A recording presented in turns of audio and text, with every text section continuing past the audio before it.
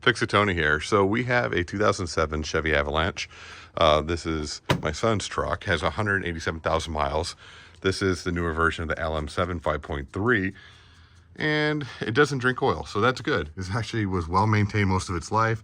No real oil leaks. We did do an oil pan on it because somebody decided to strip out the plug, but we'll go ahead and pop the cap and take a look inside and see how dirty she is. And then we're going, well, you can see that it's pretty dirty.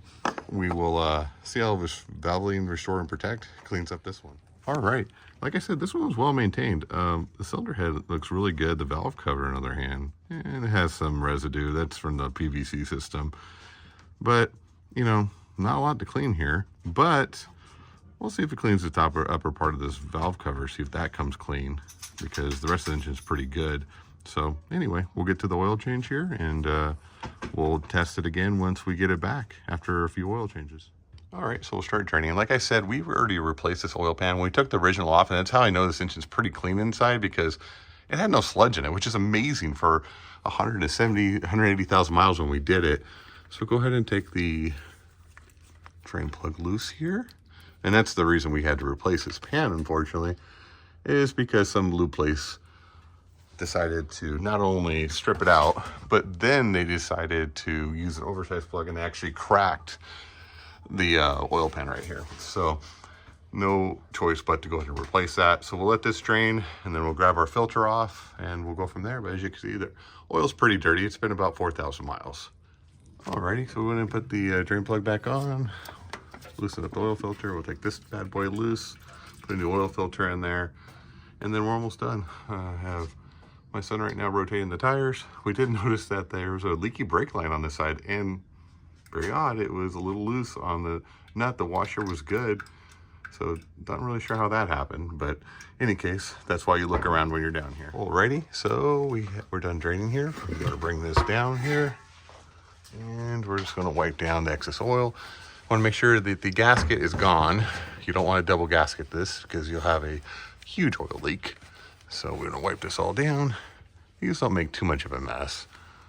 You get a little bit of oil around the frame, but nothing crazy.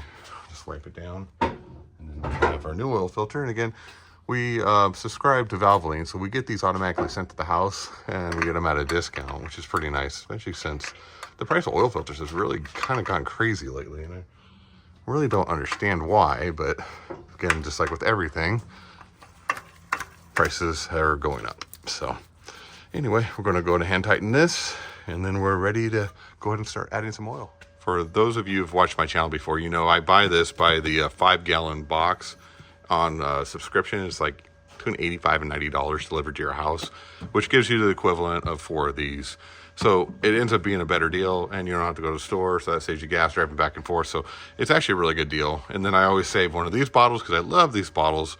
And the reason why is that it has an anti-siphon, so you can just pour it and you don't have to worry about it gurgling all over the place. And I can pre-measure how much oil I need to do.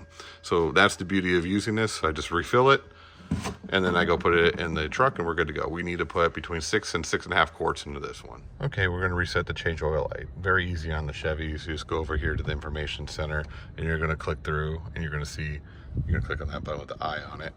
And then you're going to see your oil life remaining. You're going to press and hold the check mark, and it'll ask you if you want to reset, and boom, that's it. She's all reset.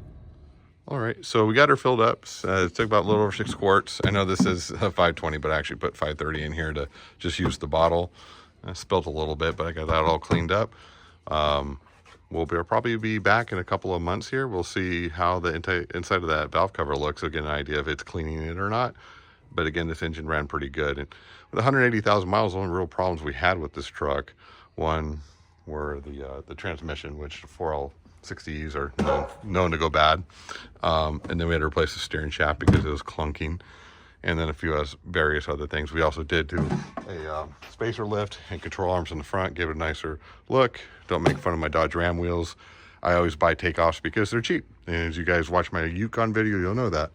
Anyway, we're expanding our channel here. We're approaching 2,000 subscribers. I appreciate everybody watching and learning with me. And if you guys have questions, please put them down in the comments. I'm very, very quick to get to those. and I'm happy to help anybody who's working on a project. So anyway, like, subscribe, share. Let's grow the channel. Have a great day.